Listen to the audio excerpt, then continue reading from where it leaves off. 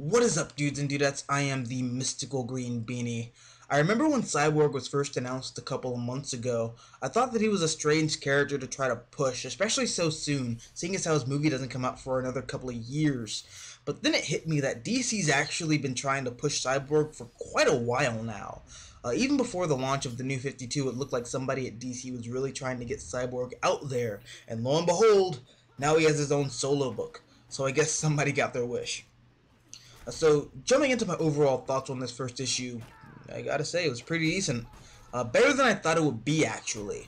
Now, half the story takes place on Earth, while the other half takes place in deep, super deep space.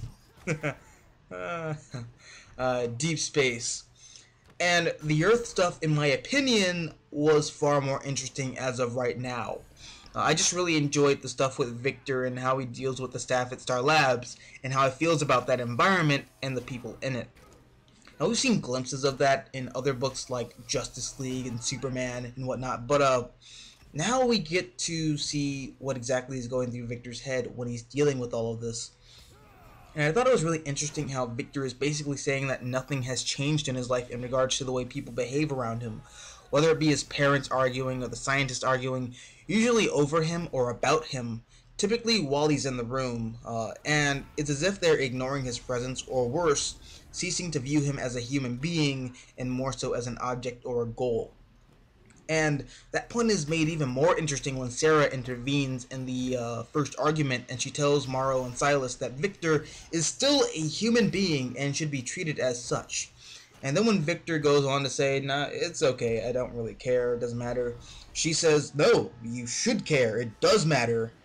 And, you know, I really like that because it lets us know just how Victor sees himself as of right now in this point in his life.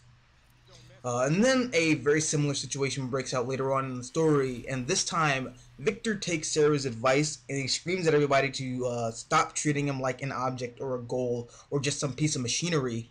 And I really like that because it hasn't even been a complete issue yet, and Victor is already showing some character growth. But that does make me wonder, though, if he's already maturing by the first issue, if they'll take his character in a complete 360 and bring him right back to where he started.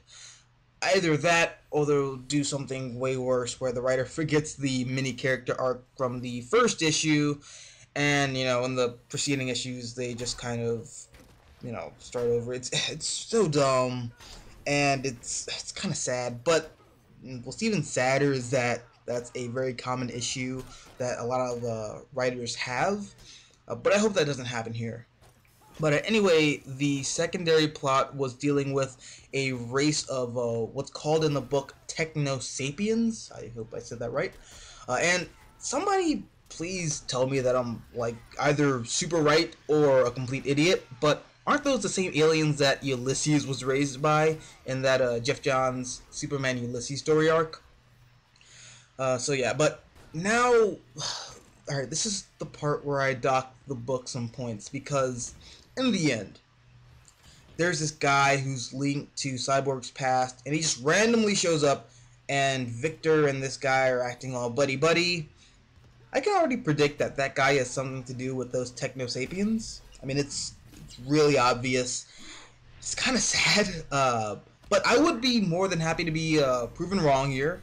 But I have a feeling that I'm not.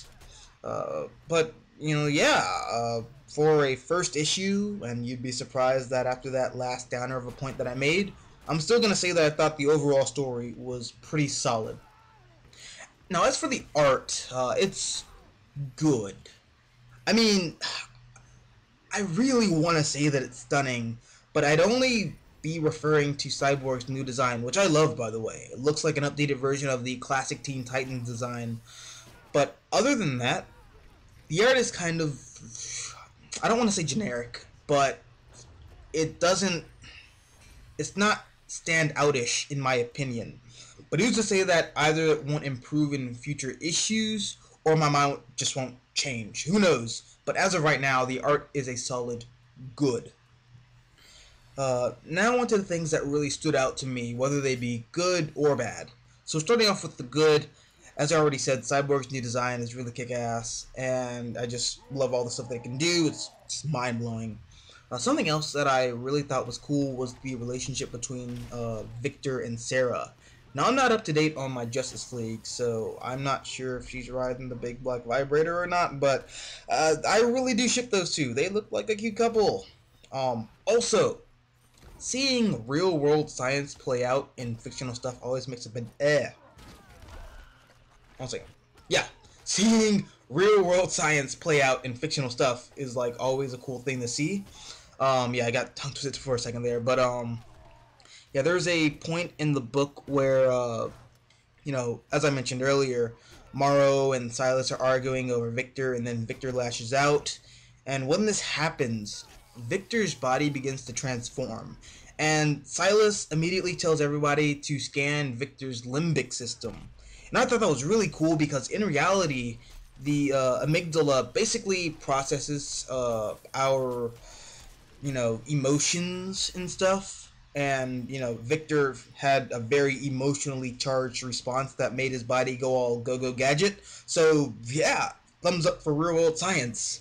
And then, as for a negative that stood out to me, although I wouldn't really call this a negative as much as something that felt off, I'm not sure if I'm the only one who felt this way, but there are certain moments in this issue where Cyborg's vernacular feels not like Cyborg.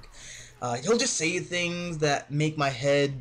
No, I'll just say to myself, Cyborg wouldn't say that. But that didn't really break the book for me at all, anyways. So yeah, guys, those are my thoughts on Cyborg issue number 1. I thought it was good. I had a lot of fun reading it, and even though I've basically spoiled this book for you, I do hope you go read it. It's worth picking up. So yeah, those are my thoughts on Cyborg issue number 1. Yeah, I am the mystical green beanie. And as always, until next time, adios nachos.